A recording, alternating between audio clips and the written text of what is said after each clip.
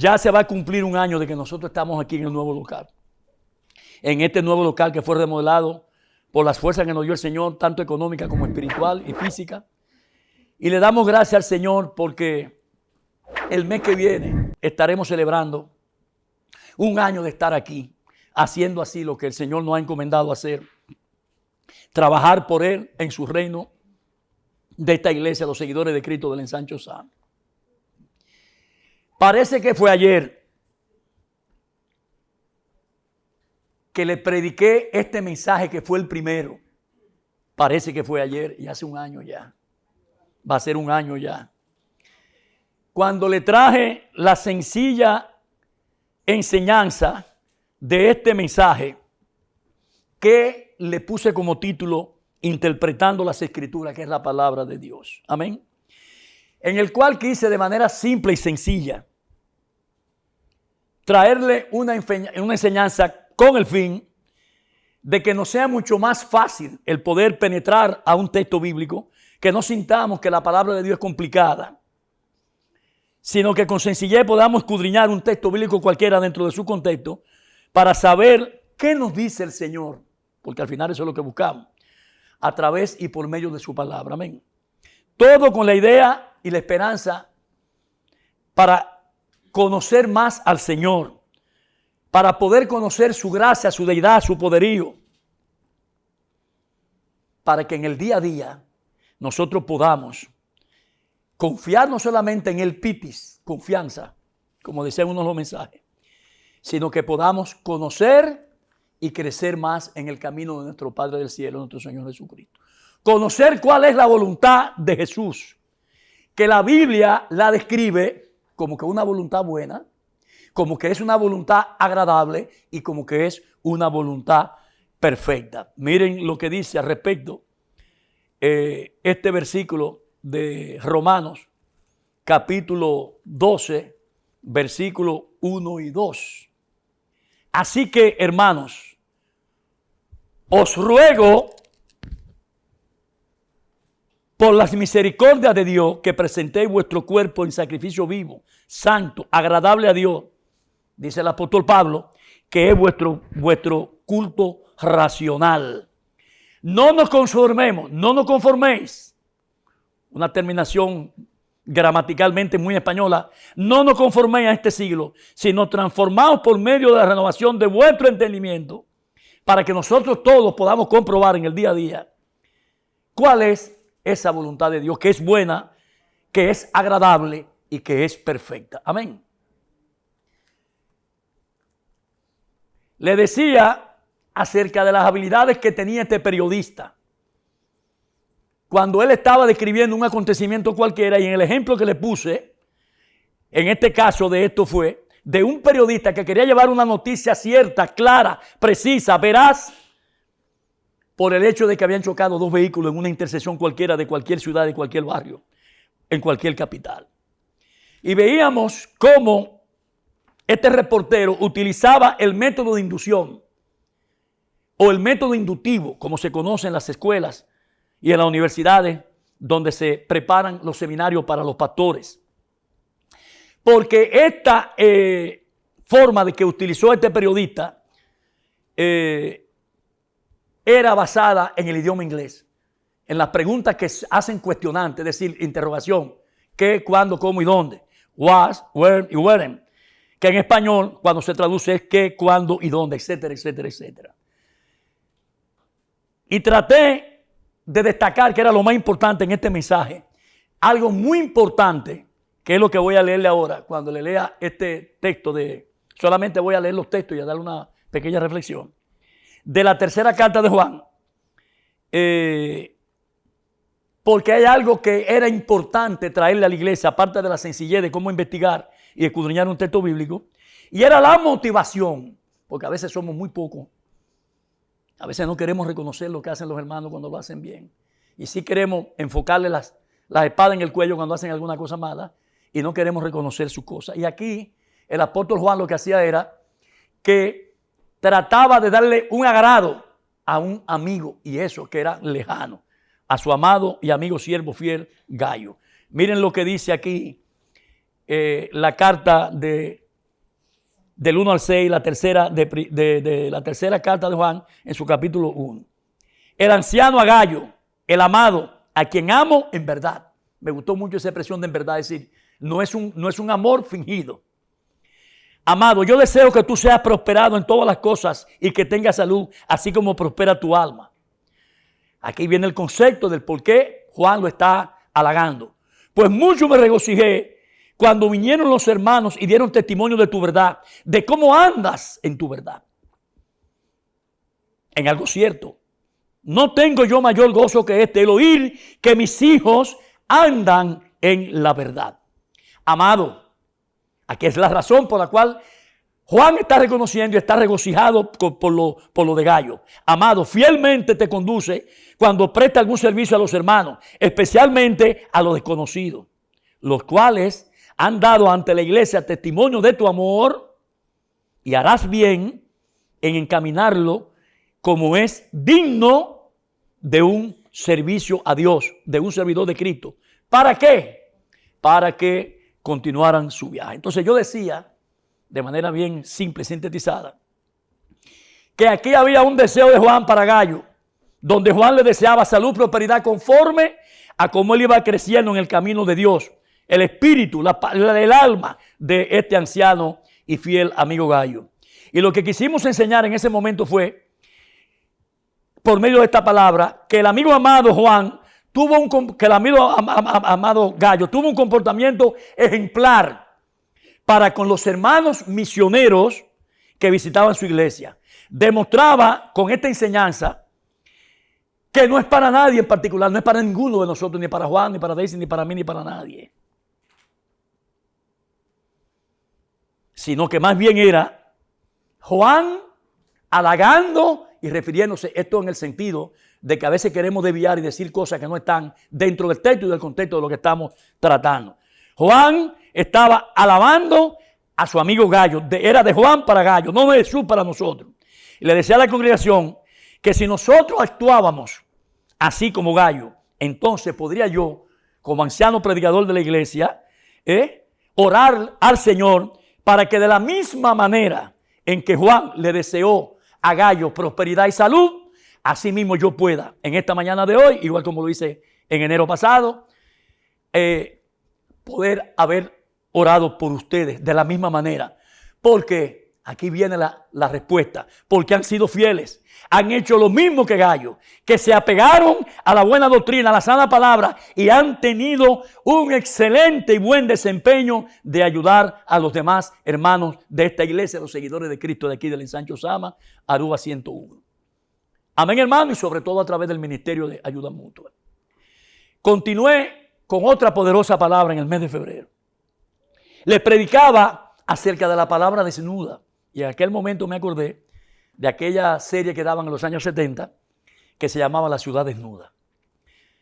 La palabra desnuda que tu intención, seguidor de Cristo, tu corazoncito, ya que este texto lo basé en Hebreos capítulo 4. Pueden ir a Hebreos capítulo 4. Lo voy a hacer del versículo 10 para no devolverme para atrás y sintetizarlo un poco más. Porque el que ha entrado en su reposo también ha reposado de sus obras, como Dios ¿qué? De las suyas.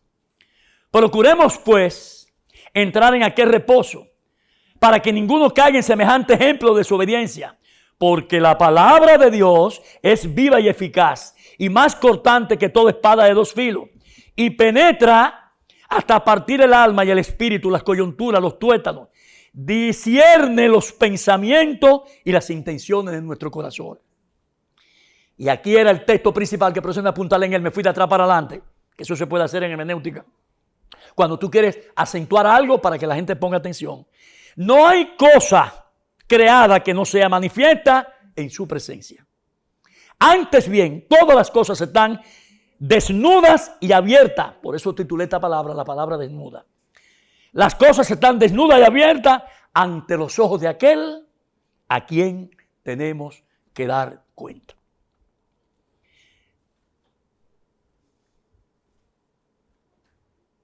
Dice este texto sobre la palabra de dos filos, que la Biblia, que es la palabra de Dios, inspirada y dada por Dios, según este texto de Hebreos capítulo 4, actúa, mi querido hermano, y funciona verdaderamente como una espada de dos filos.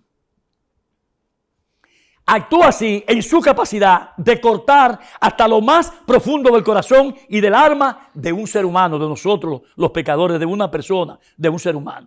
La palabra de Dios puede penetrar a través de todas las capas emocionales y sentimentales, todas las capas de nuestra naturaleza pecaminosa y de todas nuestras miserias humanas de pecado, y llegar, que esto es lo más importante, a los verdaderos temas centrales de nuestra vida, ya seamos personas no creyentes, impías, o personas cristianas, hombre y mujer de fe. Dice el versículo 12, porque la palabra de Dios viva y eficaz, más cortante que toda espada de dos filos, y penetra hasta partir el alma y el espíritu, las coyunturas, los tuétanos, y discierne los pensamientos y las intenciones de nuestros corazones. Le digo que de acuerdo a esta concepción bíblica, yo le decía a ustedes que podemos ver que la Biblia realmente tiene dos bordes. Se parece a una hoja de espada que tiene dos filos, que corta y penetra hasta lo más profundo del corazón humano. Y son, número uno, la condenación la condenación cuando estamos en pecado, ¿verdad? Y número dos, la restauración, que es cuando nos arrepentimos del pecado de nuestra vida pasada. Y así podemos decir lo que yo acabo de decir, que hay dos corrientes. Estas son las dos virtudes, las dos posiciones que representan, número uno, la belleza de la palabra de Dios. Número dos, la naturaleza. Y número tres, las maravillas que encontramos en el Evangelio de nuestro Señor Jesucristo. Amén. Amén. Le voy a explicar más profundamente. Número uno, en primer lugar, la Biblia nos condena cuando estamos en pecado. Y esto a muchos de ustedes les puede parecer muy sobrio, pero es una parte crítica de nuestro caminar hacia el gozo. Ese camino a la cruz que hablaba Juan, al gozo de una relación íntima con el Señor. Y número dos, y esto es sí muy importante porque Santiago lo habla en uno de sus capítulos, creo que el número 3 o el 4. Antes que tú puedas conectarte verdaderamente con Dios, en un nivel mucho más profundo, donde puedas disfrutar de su presencia en el día a día, necesariamente, seguidor de Cristo, tú tienes que llegar a un reconocimiento apropiado con más claridad de qué, mi querido seguidor de Cristo, del mal que hay en tu corazoncito y en mi corazoncito. Amén, hermanos. Y te voy a decir algo más, de que cuando leemos la palabra de Dios, obtenemos una foto interior, instantánea, de cuán grave, como diría un médico muy profesional, especialista, cuán grave es nuestro cuadro clínico. Es preciso de cuáles malos somos nosotros a la luz de la santidad de un Dios que es 3 veces santo. Santo, santo, santo. Amén. Sin pecado, limpio, del cual hablan y dan testimonio las Sagradas Escrituras. Y te digo que como Josué debemos de esforzarnos en conseguirlo, porque si no, estamos out. Nosotros debemos tener una imagen precisa de nuestro propio ser y de nuestro estado anímico, de seres caídos que somos por el pecado. Y cuando una vez hemos reconocido eso, óyelo bien, seguidor de Cristo, hemos entendido eso, tenemos la necesidad de un Salvador coronado como es Cristo, con su corona de rey al lado de su Padre, quien nos vino a rescatar, vino en nuestro rescate, nos libera de pecado y nos concede el perdón, nos da salvación, porque estábamos inmersos, como dice Efesios 2, estábamos perdidos, estábamos inmersos en nuestros delitos y pecados. Y Él nos dio vida a vosotros cuando estábamos muertos en delitos y pecados. Amén, hermanos. Ese es el poderoso Evangelio y la palabra de Dios. El próximo mensaje que prediqué fue el poder del Evangelio. Y para eso me fui a los textos de Romanos, capítulo 1, versículos 16 y 17, que dicen así. Dice Pablo, porque no me avergüenzo del Evangelio, porque es poder de Dios para salvación a todo aquel que cree. Al judío primeramente, ¿y qué dice después? También al griego. Porque en el Evangelio la justicia de Dios se revela por fe y para fe. como está escrito, mas el justo por la fe vivirá. Yo decía en esta palabra que hay muchos poderes. Sí, el ser humano maneja muchos poderes. Poder político, poder militar, poder económico, el poder judicial. Pero hay dos poderes que son muy peligrosos, uno negativo y otro positivo. El poder del mundo espiritual, de dos vertientes. Uno controlado por Satanás y su hueste de las tinieblas, las huestes espirituales de maldad que actúan y operan en el rayo celeste, y el poderoso poder de Dios para salvación y vida eterna. Amén, hermano. De un Dios todo creador, de todo lo que hay, y que está por encima de todos los poderes que manejamos nosotros los seres humanos aquí en este mundo terrenal. Este poder fue tan poderoso que nos muestra en la figura y en la persona del apóstol Pablo cómo el poder del evangelio puede destruir el orgullo, la maldad de un ser humano y llevarlo a los pies de Cristo. Amén, hermanos. Miren lo que dice Hechos, capítulo 9, versículos 2 y 6. ¿Qué dice Hechos 9, 2 y 6? Saulo, respirando una amenaza, dice el versículo 1, le pidió carta para la sinagoga de Damasco, versículo 2, a fin de que hallase algunos hombres o mujeres en este camino para traerlos presos a Jerusalén. Mas yendo por el camino, aconteció que al llegar a Damasco, repentinamente lo rodeó un resplandor del cielo, un resplandor de luz poderoso del cielo. Y cayendo en tierra, oyó una voz que le decía, Saulo, Saulo, ¿por qué me persigues? Y él le dijo, ¿quién eres, Señor? Y él le contestó, yo soy Jesús a quien tú persigues. Dura cosa te dar cosa contra el aguijón. Él, muy temeroso y temblando, dijo, Señor, ¿qué quieres que yo haga? Y el Señor le dijo, levántate y entra a la ciudad y se te dirá lo que debes de hacer. Ahí vemos todo el poder de la palabra de Dios, del mismo Jesucristo, actuando sobre la persona mala, perseguidora, un consentidor de maldad para los cristianos, consintió la muerte de Esteban y todo lo que ustedes saben del prontuario que tuvo el gran apóstol Pablo. Amén. El poder del evangelio sirve para salvación, sirve para liberación, para justificación y redención, para transformar al hombre de su naturaleza pecaminosa como lo hizo Cristo con Pablo y traerlo a donde, a los pies de Cristo, para de esa manera restaurar nuestra relación con nuestro Padre Celestial del cielo que se había roto, había sido quebrantada por la caída del pecado nosotros los hombres en la persona de Adán y de Eva. Amén, hermanos. Por eso dice Pablo aquí, y vuelvo otra vez al mismo texto, porque no me avergüenzo del evangelio, porque es el poder de Dios para la salvación a todo aquel que cree, al judío primeramente, también al griego. Porque en el evangelio la justicia de Dios se revela por fe y para fe, como está escrito, mas el justo por la fe vivirá. Este es el gran poder del evangelio de nuestro Señor Jesucristo. El cuarto mes del año continué predicando sobre nuestro Rey y Señor Jesucristo, en aquella ocasión sobre lo que es un cristiano. Y escogí el texto del capítulo 11 del libro de los Hechos, lo pueden buscar. Hechos 11, versículo 19 al 26. Cuando lo tengan me dicen amén, para poder beber un chin de agua. Bendiciones. Ahora bien, Hechos 11, 19 al 26. Ahora bien, los que habían sido esparcidos a causa de la persecución que hubo con motivo de la muerte de Esteban, allá estaba involucrado Pablo, pasaron hasta Fenicia, Chipre y Antioquía, no hablando a nadie la palabra, sino solo a judíos. Pero había entre ellos dos hombres varones de Chipre y de Cirene, los cuales, cuando entraron en Antioquía, hablaron también a los griegos, anunciando el evangelio del Señor Jesús. Y la mano del Señor estaba con ellos. Gran número creyó y se convirtió al Señor. Llegó la noticia de estas cosas a oídos de la iglesia que estaba en Jerusalén, la principal iglesia, donde se fundó el cristianismo. Y enviaron a Bernabé que fuese a Antioquía. Cuando llegó y vio la gracia poderosa por la cual nosotros vivimos, la gracia de Dios, se regocijó y exhortó a todos los que con propósito de corazón permanecían fieles al Señor.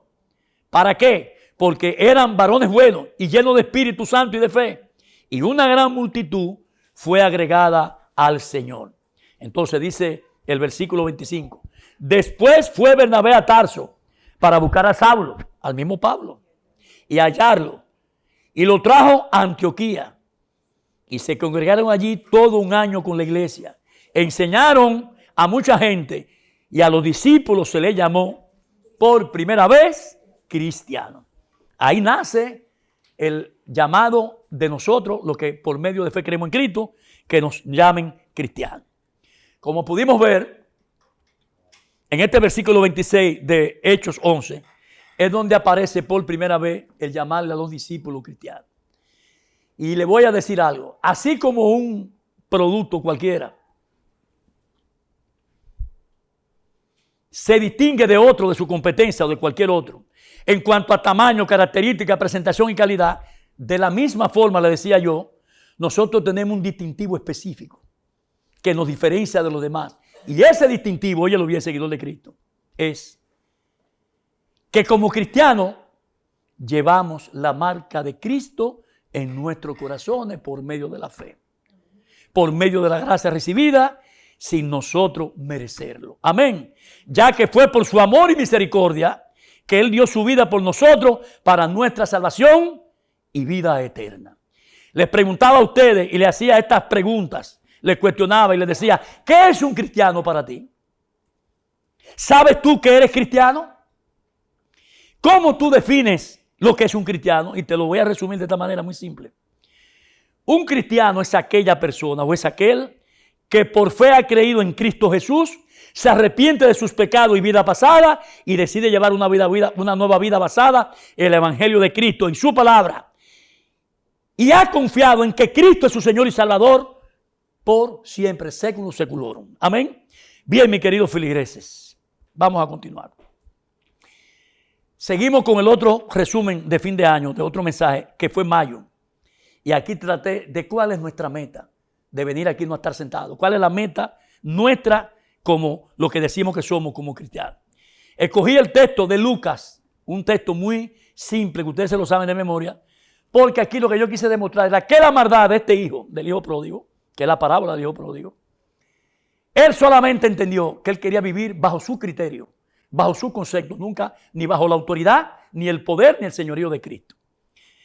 También dijo un hombre, tenía 2 hijos, y el menor de ellos dijo a su padre, Padre, dame la parte de los bienes que me corresponden, como si él había trabajado y había sudado algo, y le repartió los bienes. No muchos días después, juntándolo, todo el hijo menor se fue lejos a una provincia apartada y allí desperdició sus bienes viviendo la vida loca perdidamente. Este mensaje yo le decía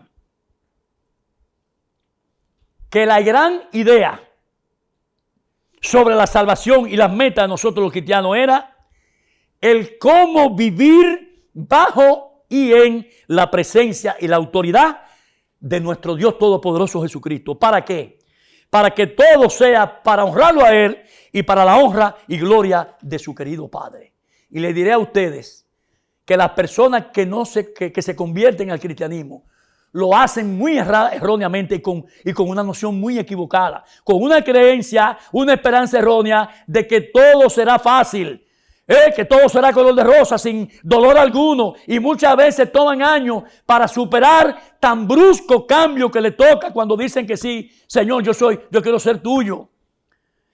Se dan cuenta de que la vida cristiana es una gran batalla, es una guerra feroz, encarnizada contra 3 poderosos enemigos. Número 1, tu propio yo, como dice Marco Antonio Muñoz en una canción, tu carne. Número 2, el que siempre anda buscando a uno de nosotros para devorar, el diablo. Y número 3, toda esa publicidad hermosa y toda esa vaina que ponen en la televisión y en la cosa, y toda la publicidad que es publicada en el mundo. Y le voy a decir algo. Los que no comprenden esa situación ni saben de estos 3 poderosos enemigos sobre sus tácticas, sobre sus estrategias, óigalo bien, nunca podrán luchar ni ser vencedores de manera efectiva en contra de estos tres poderosos enemigos.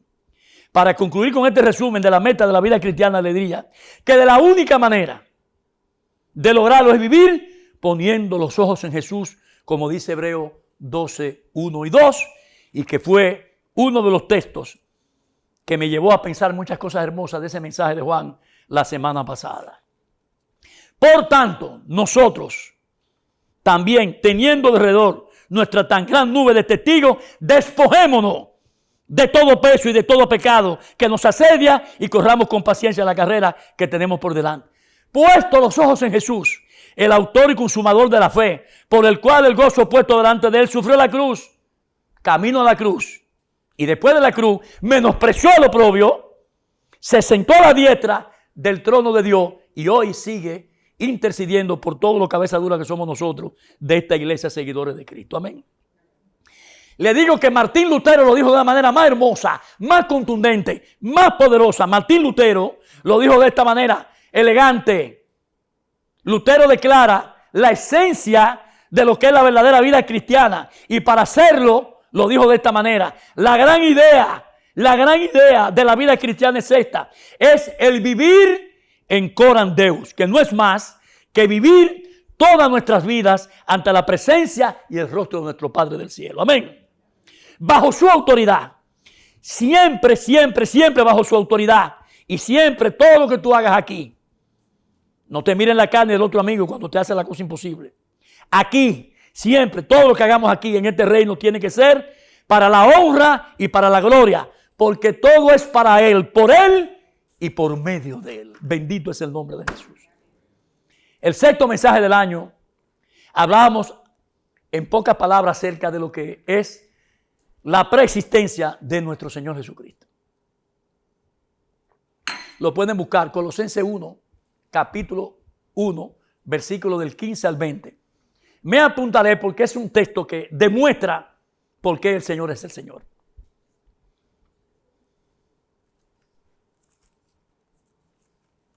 Colosenses 1, 15 al 20. No, perdón. Aquí hubo un error, me confundí, no ese es el texto. El texto es Juan, el texto de Juan. Es Juan capítulo 8. Ese es el que viene más adelante. Me adelanté un poquito. Es Juan capítulo 8, porque voy a hablar de la preexistencia. Juan 8, 56, 59. ¿Ok? Cuando lo tengan me dicen amén. Juan 8, 56 a 59.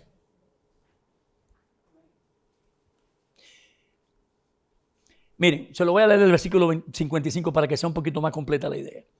Pero vosotros no le conocéis, mas yo le conozco. Y si dijere que no le conozco, Jesús refiriéndose a su Padre, sería mentiroso como vosotros. Pero le conozco y guardo su palabra. Muy poderoso este versículo. Abraham, vuestro padre, le dice el Señor, se gozó de que había de mis días, o sea, de que había de ver mis días, y lo vio y se gozó. Entonces le dijeron los judíos, ortodoxos, esos fariseos no eran una cosa fácil: ¿aún no tienes tú 50 años y dice que ha visto a Abraham? Jesús le dijo, de cierto os digo, antes que Abraham yo fuera, yo soy. Y este fue el famoso texto que yo prediqué acerca de la preexistencia de Cristo con el tema de yo soy, el yo soy de Jesús. Uno de los poderosos yo soy, que estaba pensando en el que viene quizás predicarlo todo, hacer un mensaje de cada uno, pero eso está en tapete. Vamos a ver si el Señor pone eso definitivamente. Uno de los grandes yo soy, le prediqué sobre sin quizás del más poderoso yo soy que registra las Escrituras. Jesús lo dejó bien claro en los evangelios. Juan capítulo 8, versículos 56 a 59. Ya yo se lo leí. Les hablaba en ese mensaje sobre una de las declaraciones más poderosas, la declaración máxima que haya hecho Jesús en todos los evangelios. Y lo hace sobre sí mismo. Lo hace con relación a su preexistencia, sin quizás una declaración que va apuntando a la dirección a que su existencia estaba concebida desde antes de la fundación del mundo. Por eso tiene que ver con la preexistencia de nuestro Señor Jesucristo. Amén. Ahora bien, cuando Jesús dice aquí en el versículo 8:58, Jesús le dijo, de cierto digo, antes que Abraham fuese, yo soy.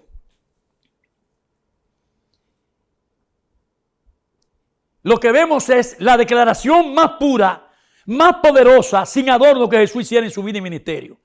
No fue que esta declaración pasara desapercibida por estos judíos fariseos ortodoxos. No, de ninguna manera. Ya que los judíos fariseos ortodoxos que estaban con él, tomaron piedra para arrojársela. Mira lo que dice el versículo 59. Tomaron entonces piedra para arrojársela, pero Jesús se escondió y salió del templo y atravesando por medio de ellos se fue. Esta gente no eran fáciles. Lo que querían era matar a nuestro Señor Jesucristo. Se escapa del templo. Otra cosa que quise destacar en ese mensaje fue que Juan en su evangelio describe a Jesús como el Logo. Y esto es muy importante. Como la palabra eterna de Dios.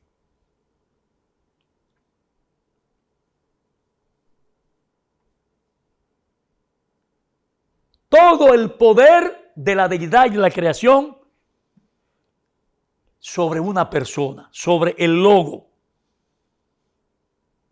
Miren lo que dice Juan 1:1. En el principio era el verbo, y el verbo era con Dios. ¿Y el verbo quién era? Dios. Otra cosa que quise destacar que tenía mucha importancia es que todas las profecías que se hicieron de Jesús desde Génesis hasta la llegada de Juan el Bautista, todas fueron cumplidas. Finalmente, este yo soy de Juan 8 es el yo soy del que habla Jesús, más poderoso, y es el octavo, porque mucha gente cree que dame 7, es el octavo, yo soy. Continuamos, y el mensaje que siguió fue el ángel de Jehová. Algo que me motivó mucho por lo que significaba lo que era el ángel de Jehová. El texto central fue Jueces, pueden ir a Jueces. Jueces capítulo 13, donde vemos la mujer de Sansón caer embarazada después que era estéril para que su hijo fuera apartado para el Señor. Jueces 13, 1-5. Los hijos de Israel volvieron a hacer lo malo ante los ojos de Jehová, y Jehová lo entregó en manos de los filisteos por 40 años. Había un hombre de Sora, de la tribu de Dan, el cual se llamaba Manoah, y su mujer era estéril, nunca había tenido hijo. Y esta mujer apareció al ángel de Jehová. A esta mujer se le apareció el ángel y le dijo: he aquí que tú eres estéril y nunca has tenido hijo, pero concebirás y darás a luz un hijo. Ahora pues, no bebas vino ni sidra, ni comas cosas inmundas. Pues he aquí, le dice el ángel, que concebirás y darás a luz un hijo. Y navaja no pasará sobre su cabeza, porque el niño será nazareno a Dios, es decir, será un tipo apartado desde su nacimiento, y él comenzará a salvar a Israel de mano de ¿quién? De los enemigos del pueblo de Israel, de los filisteos.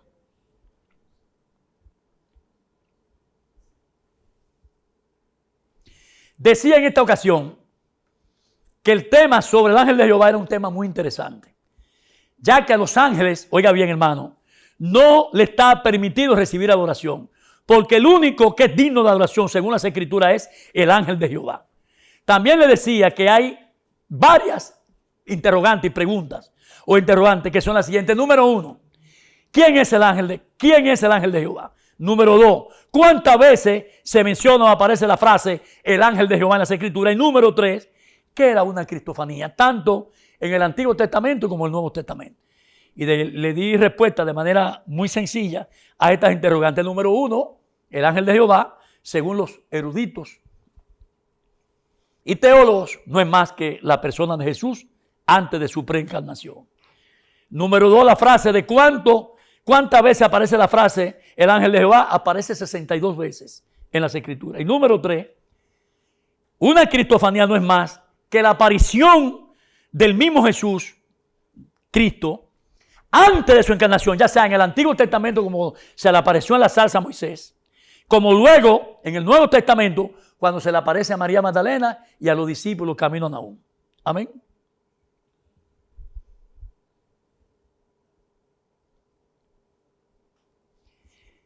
Vamos a continuar.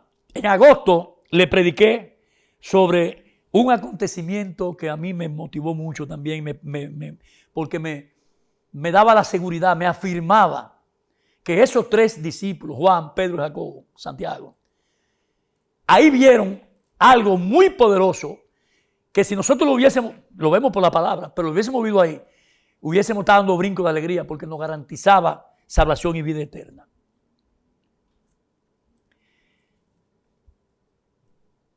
Mateo capítulo 16, versículo 28 y ahí mismo 17, 1 al 9. Mateo 16, 28 y 17 del 1 al 9. Cuando lo tengan me dicen amén. De cierto os digo que hay algunos aquí de los que no van a gustar la muerte hasta que yo haya venido o hasta que hayan visto al Hijo del Hombre viniendo en su reino. Versículo 1 hasta el 9 del 17. 6 días después, Jesús tomó a Pedro, a Jacobo y a Juan, su hermano, y los llevó aparte a un monte alto.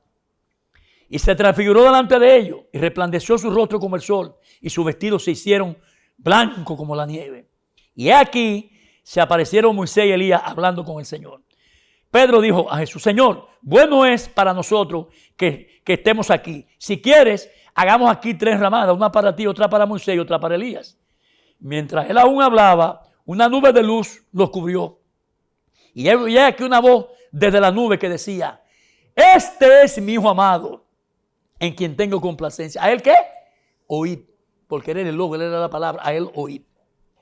Al oír esto, los discípulos se postraron sobre su rostro y tuvieron gran temor. Entonces Jesús se acercó y los tocó y le dijo: levantaos, no temáis.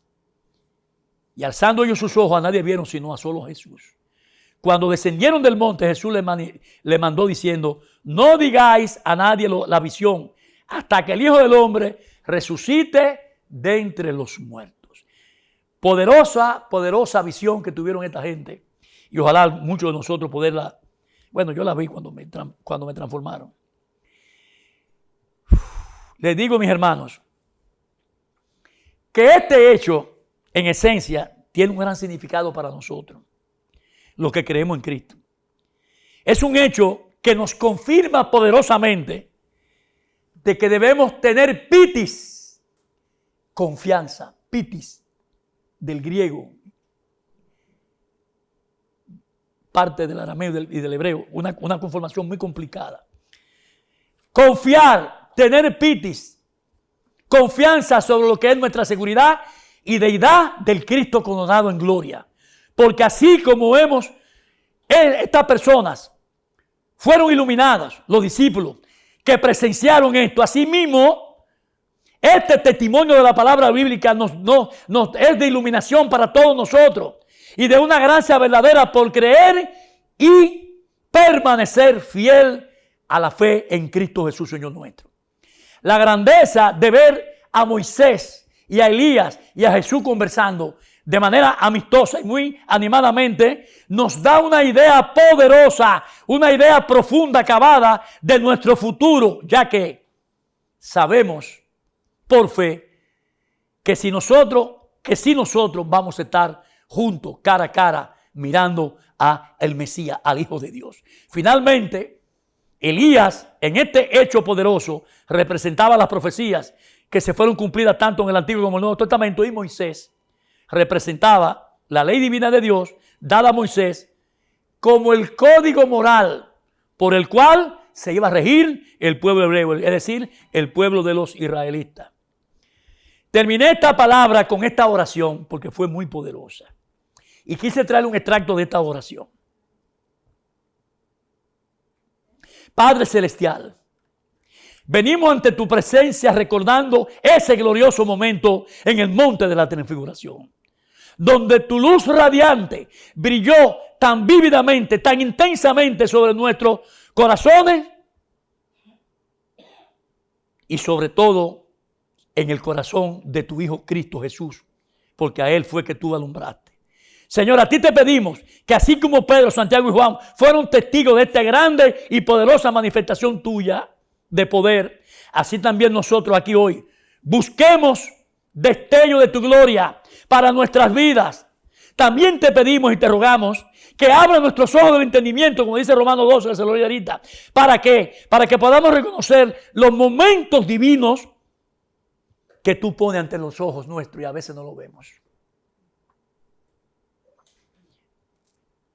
Momentos inspiradores, tan inspiradores como la cima de esa montaña, o tan frágiles como el sutil de un susurro tuyo, cuando nosotros nos apartamos y buscamos tener una comunión con Él, buscando su presencia mediante una oración.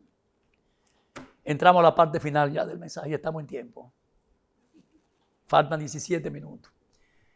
Tengo una batalla con mi mujer porque me dice, ¿tú esa cosa tú le digo? Bueno, pero no te preocupes, te ofendió. Te ofendió y confía en el Señor, que tu marido no te va a hacer quedar mal. A la parte final de este resumen bíblico que le he traído, un esfuerzo tremendo, ya le dije.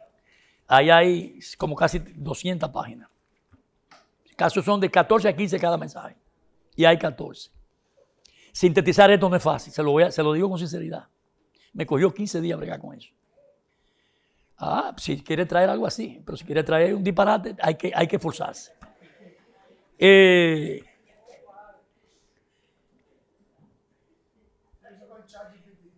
Le quería decir, lo que pasa es que este es resumen bíblico, señores. Cojan una Biblia. Es como le dice el juez a Tres Patines, cojan una Biblia, cojan el mataburro, él nada más mata una sola vez. Le decía en este resumen que todo esto es por la voluntad del Espíritu Santo, la voluntad de Dios sobre mí, sobre Jorge, sobre Juan, que podemos hacer todas estas cosas. Y este mensaje que traigo ahora era el temor a Dios. Pero este es un mensaje que lo voy a sintetizar muy simple porque es algo que aquí todos sabemos a quién tenemos que temer. Váyase a Eclesiastés, capítulo 12, el último capítulo del libro de Eclesiastés. Y se lo voy a leer del versículo 10 porque tengo tiempo. Procuró el predicador hallar palabras agradables y escribir rectamente palabras de Dios. Por eso yo escribo. Dice escribir rectamente palabras de verdad. Así no me equivoco, no digo disparate. Las palabras de los sabios son como aguijones y como esclavos hincados son las de los maestros de la congregación dadas por un pastor. Ahora, hijo mío, ahora a ti, seguidor de Cristo, está diciendo aquí Salomón. A más de esto, sea amonestado. No hay fin de hacer muchos libros y el mucho estudio fatiga la carne. El fin de todo discurso oído es este, óyelo ahí. Teme a Dios y guarda su mandamiento. Si tú haces eso, vas a ser feliz toda tu vida. Porque esto es el todo del hombre. Porque Dios traerá toda obra a juicio. Acuérdense lo que yo dije en Hebreo 13 ahorita, 4. Juntamente con toda cosa encubierta.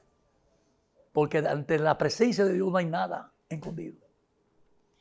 Sea esta buena o sea una obra mala. Muy simple. Se lo voy a sintetizar bien rápido y se lo voy a hacer con una pregunta bíblica. ¿A qué es lo que la Biblia, la palabra de Dios, nos manda a temer? A tenerle miedo. Bueno, la respuesta va a ser bien simple. Y es esta. Al único que la Biblia nos manda a temer o a tenerle miedo es a Dios. Tan escueta y simple fue la respuesta. Sencilla. Ahora bien, lo único que voy a argumentar es esto. Pero, siempre hay un pero. Pero ese temor a Dios, tuyo, seguidor de Cristo, debe y tiene que ser un temor de reverencia, reverente en todos los aspectos a que tú te refieras a tu Dios poderoso, Jesucristo y a su Padre Celestial. Un temor reverente en todos los aspectos, un temor de reverencia, de respeto a su deidad, de respeto a su majestuosidad y de respeto a un poder eterno. Y deben de recordar esto que siempre se lo he dicho y lo dije en ese mensaje. Nuestro Dios es un Dios de amor. Ojo, seguidor de Cristo, pero también es un Dios fuego consumidor. Y por eso debes tú siempre deberle respeto, un temor con respeto a la alta investidura y reverencia de la deidad, la majestuosidad y del señorío de nuestro Señor Jesús. Ahí van fuerte, amén. A ese que tú le debes la gloria y todo. Amén. Vamos a continuar con los atributos de Dios. Y ahí sí es Colosenses capítulo 1, versículo 15.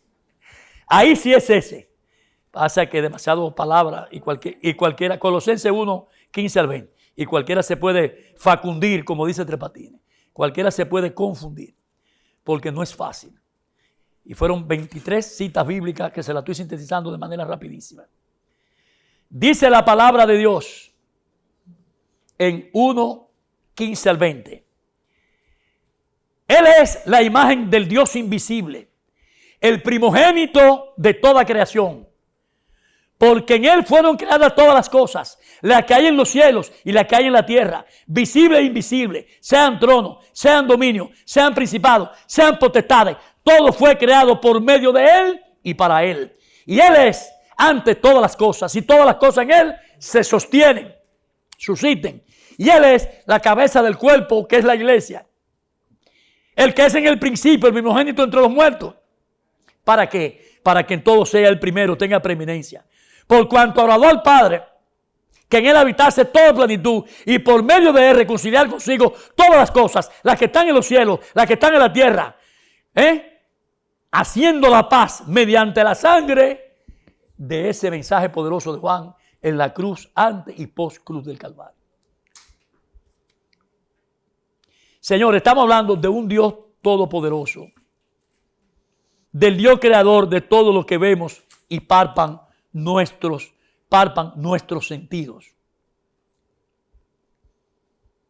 Es el único Dios que en su ser, poder y gloria puede tener todas las cualidades, porque Él es perfecto, único y soberano, Dios del universo, creado en Él y por Él y para Él, Jesucristo, el Hijo de Dios. Termino esta palabra de hoy dejando para último esta cualidad, la de los atributos poderosos, que lo definen como el único ser que no tiene ni principio ni tiene final. Él es el alfa y el omega, porque Él es un Dios y un ser totalmente infinito.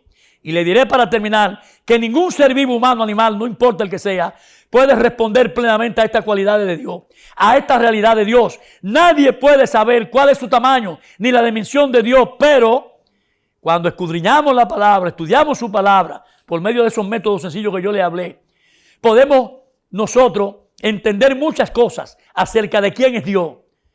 Aunque en su totalidad nunca lo podremos conocer por completo. Recuérdense que la Biblia está llena de misterios que serán revelados después. Porque Él es un ser infinito. Y nosotros, los seres humanos vivientes, tenemos un final. Por lo menos en este cuerpo pecaminoso. Podemos entender muchas cosas acerca de nuestro Dios, de cómo Él es, pero nuestra tarea principal es ir a este libro. Tarea fundamental, principal. Seguir escuchando su palabra, seguir escudriñando su palabra, buscando su rostro, poniendo nuestro corazón, nuestros ojos en la cruz. Camino a la cruz y después de la cruz. Poderosa, poderosa palabra esa de mi querido hermano Juan. La esencia de un Dios único y verdadero que ha traído salvación y vida eterna a todos los que hemos creído en Él. Todo por medio de su carácter y todos sus atributos que le rodean y lo adornan, lo definen como lo que Él es, el gran yo soy. Yo soy el que soy, el Dios del universo. A Él sea la honra, la gloria y el imperio por los siglos de los siglos. Con estos dos últimos mensajes termino. Solo por la fe o por la fe sola, cualquiera de los títulos, y la fe inteligente. Y ahí concluyo, y en esos 7 minutos yo creo que lo terminamos.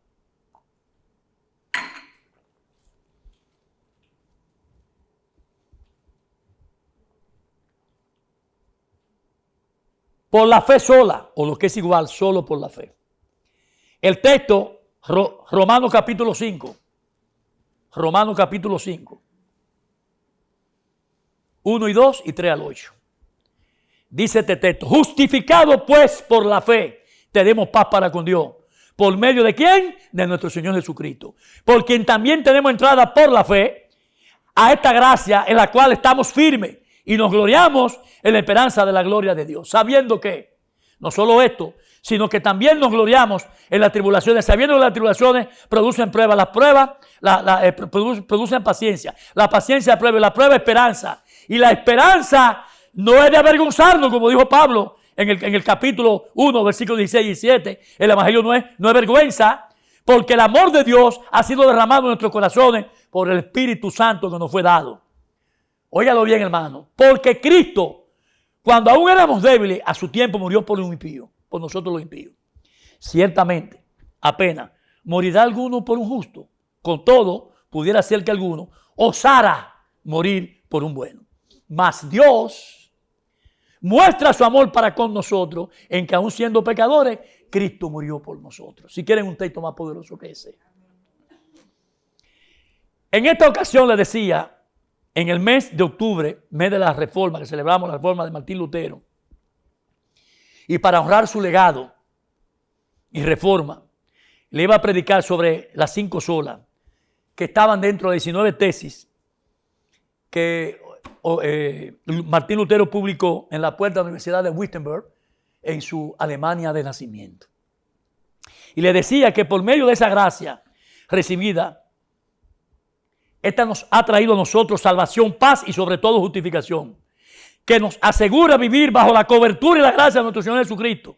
Le decía también que el filósofo británico David Hume decía sobre este concepto de lo que es solo por la fe o por la fe sola, que lo que no puede hacer una persona en un acto de su voluntad es creer algo, oiga bien, seguidor de Cristo, intelectualmente en su razonamiento,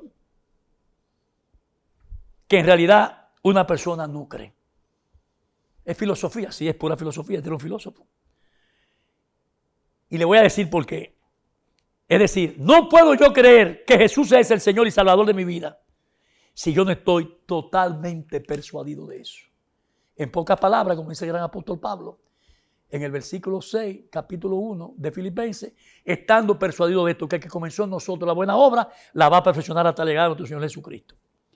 Tengo que ser persuadido ¿de qué? Te pregunto, seguidor de Cristo. De la verdad de Cristo en mi mente, en mi conocimiento y dentro de mi corazón y espíritu. Y le decía a ustedes que no puedo creer en Jesús por un simple acto o asunto de disuasión, sino que tengo que estar convencido que esto es lo que es la fe. Es pues la fe, la certeza de lo que se espera, la convicción de lo que no se ve. Para terminar con ese mensaje, solo por la fe le decía, en la reflexión final de ese mensaje, que tanto el patriarca Abraham, Santiago y el apóstol Pablo fueron justificados ante Dios, no por su buena obra de fe, no, ni por las obras que ellos hicieron, sino por la obra poderosa de redención que hizo Jesús mediante su obediencia en ese acto único y perfecto de ir a la cruz del Calvario para con su Padre darle respuesta a lo que le pidió, para que así todo creyente pudiera ser justificado por medio de su muerte y su sangre derramada, ser justo y que pudiera alcanzar salvación y vida eterna. Finalmente, el último mensaje del año fue: la fe inteligente vale más que la razón humana. Le decía, con relación a este tema de la fe y la razón, y te preguntaba, ¿cuál piensas tú, seguidor de Cristo, que es la mejor manera para tú creer en Jesucristo? Y te preguntaba, ¿tú crees en el Señor por fe o por tu razonamiento o tu conocimiento? Otra pregunta, ¿es la fe contraria o opuesta a la razón? Y te decía, para darte respuesta, en Romanos capítulo 1, versículo 2 y Romanos 10, 17. Volvemos. Romanos capítulo 1.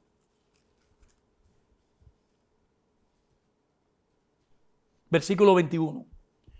Pues habiendo conocido a Dios, no le glorificaron como a Dios, ni le dieron gracia, sino que ¿qué hicieron? Se envanecieron en su razonamiento y su necio corazón fue entenebrecido. ¿Y qué dice el versículo 10? Ustedes se lo saben de memoria.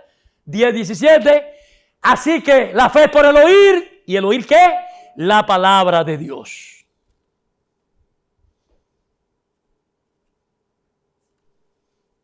Yo le decía que de la única forma o manera que puede tener alguien convicción de algo que no se ve es, óigalo bien, seguidor de Cristo, cuando entendemos lo que sabemos que es cierto, verdadero, para confiar, tener fe en las implicaciones de aquello que ya estamos en conocimiento, que ya sabemos. Le pongo un ejemplo, le voy a decir lo siguiente. No necesito tener fe para saber que Jesucristo es Jesucristo. No hace falta tener fe para saber lo que Él dijo sobre su propia muerte y resurrección, ya que es cierto por las muchas evidencias que en ese sentido describen las Escrituras y los testimonios que hay, han sido probadas.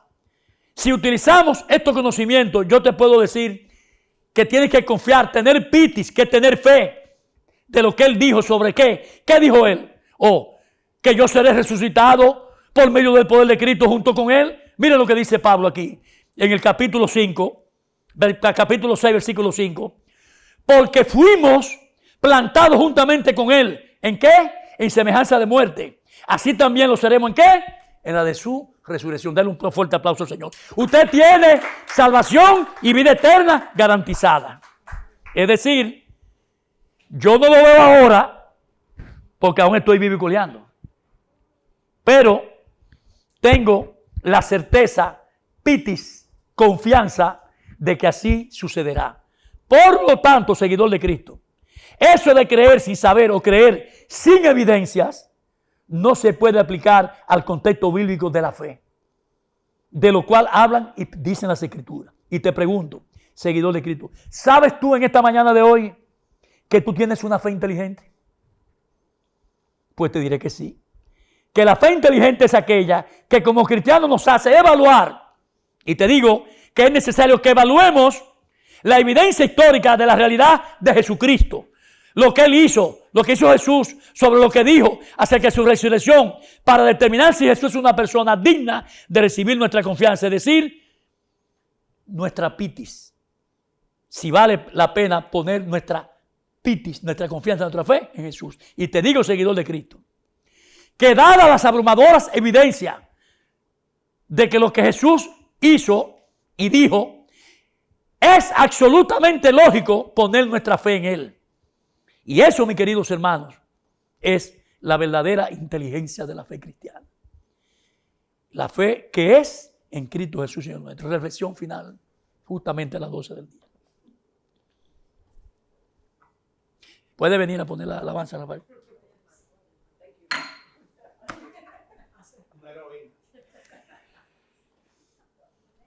Lo que pasa es que si tú te sometes a mí, aunque sea por 3 días, yo te pongo en la línea. Seguidores de Cristo, observen.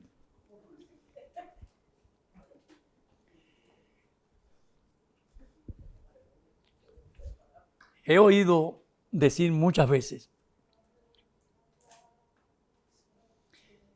que nadie puede vivir sin fe y sin creer en nadie. Y le digo lo siguiente con relación a creer y a tener fe.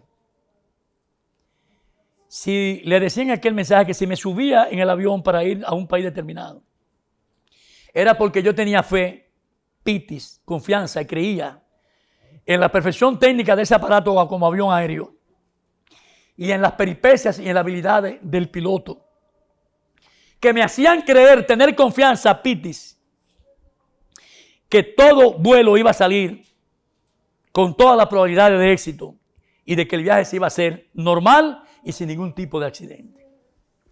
De igual forma le ponía el ejemplo médico, de que si estoy enfermo y me pongo en las manos de un buen médico, es porque creo que su conocimiento me van a contribuir a mi recuperación de mi enfermedad. Pero, oiga bien, el verbo creer, al menos en el lenguaje cristiano, tiene un sentido mucho más profundo. Y esta expresión no solo es una creencia, sino más bien es una experiencia religiosa cristiana. Oiga bien, es fe en Dios, es fe en Cristo Jesús, en su fe, en su palabra. Y todo esto determina nuestra idea de fe, pero también tiene que ver óyelo bien, seguidor de Cristo, con mis sentimientos, mis emociones, mis actitudes y mi comportamiento con todo. Es una acción integral de todos los elementos que adornan mi personalidad cristiana. Y le digo que esencialmente la fe cristiana es confianza y entrega ¿a qué? A la verdad revelada, transmitida por la palabra de Cristo. Es pitia, es confianza a la palabra en Dios mismo, en su fidelidad, para cumplir con su promesa. Las manifestaciones de fe no es más que la entrega del creyente al Cristo Salvador y Señor con toda gratitud para poderle servir aquí en su reino terrenal. Y te digo algo más para terminar, seguidor de Cristo. Todo lo anterior proviene de la palabra de Dios, como dice Romanos 10:17. Porque la fe viene por el oír y el oír por la palabra de Dios. Es decir, proviene de la palabra oída, proviene de la palabra creída, proviene de la palabra aceptada. Y te digo que eso no depende de ti, porque es por gracia para que no te gloríes, sino que depende de la acción del Espíritu Santo en tu vida de fe. Amén. Termino con esto, y es que la fe nuestra debería estar siempre abierta a una poderosa convicción mucho más amplia y más profunda que la que nosotros tenemos en Cristo Jesús. Es pues la fe, la certeza de lo que se espera, la convicción de lo que no se ve. Y si tú eres un cristiano firme en la fe,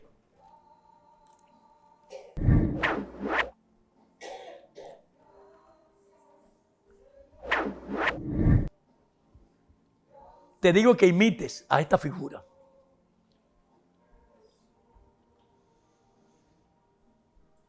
Por la fe, en el Museo de la Fe de Hebreos 11.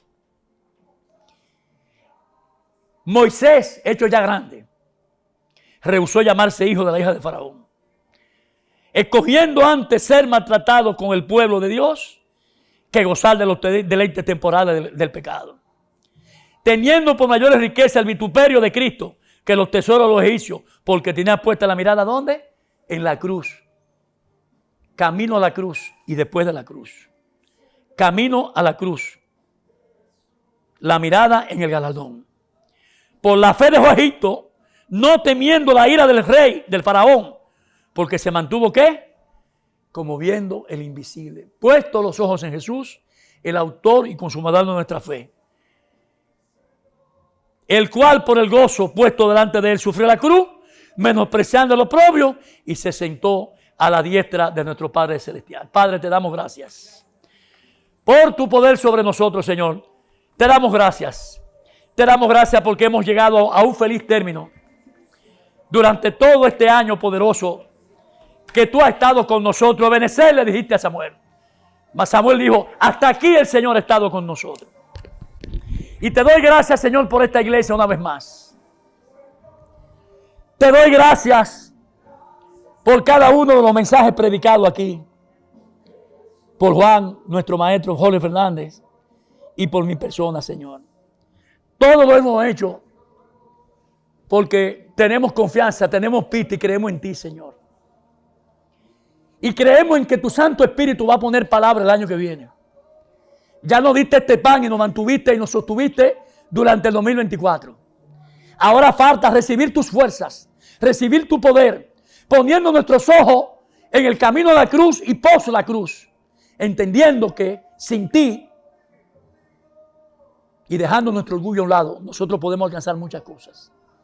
Podemos alcanzar lo que tú dices en tu palabra, en el libro de Santiago. Que nos dé sabiduría, Señor. Y si no la tenemos, que te la pidamos. Que tú la das abundantemente y sin reproche. Te damos gracias, Señor, porque aún con las diferencias que tenemos, nos ha mantenido unidos. Y eso vale mucho. Esto es tu iglesia, Señor. No es de nadie en particular en este templo. Esta es tu iglesia, Señor. Y lo que tenemos es que honrarte y nunca darle lugar al diablo. Porque él anda buscando a un seguidor de Cristo para destruirlo. Así que, cuán bueno es, cuán delicioso es que habitemos juntos los hermanos en armonía. Porque allí envía Jehová bendición y vida eterna. Ese es el objetivo para el año 25. Menos pleito, menos discusión. Menos ideas vagas. No, estar aterrizado aquí en esta iglesia. Entendiendo que cada hermano que nos queda al lado es Cristo Jesús. Que tenemos que cuidarlo, que tenemos que levantarlo si se cae, igual que si yo me caigo me levanten a mí también.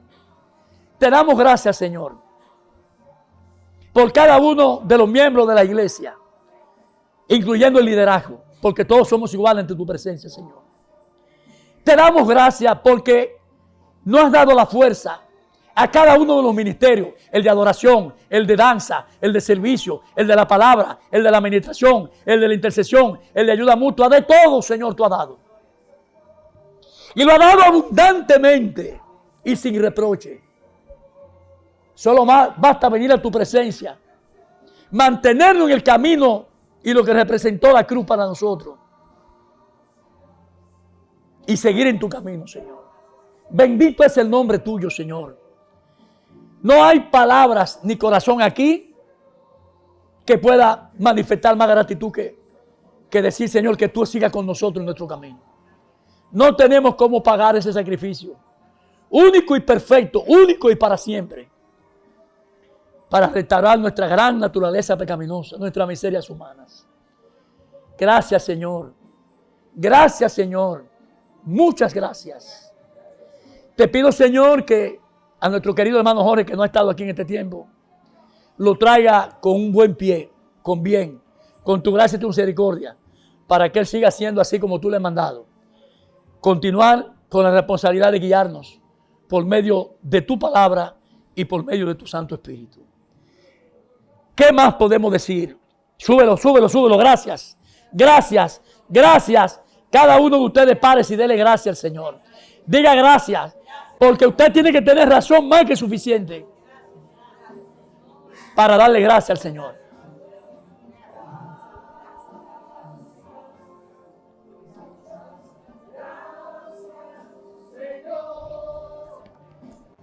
Gracias, mi Señor, eres tú.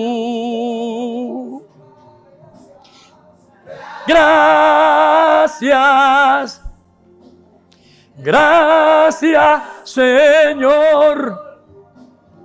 Gracias, mi Señor, eres tú. Gracias, gracias, Señor. Gracias, mi Señor, eres tú. Gracias, gracias, mi Señor. Gracias, mi Señor, eres tú. Abrace a su hermano y despídase hasta el año que viene.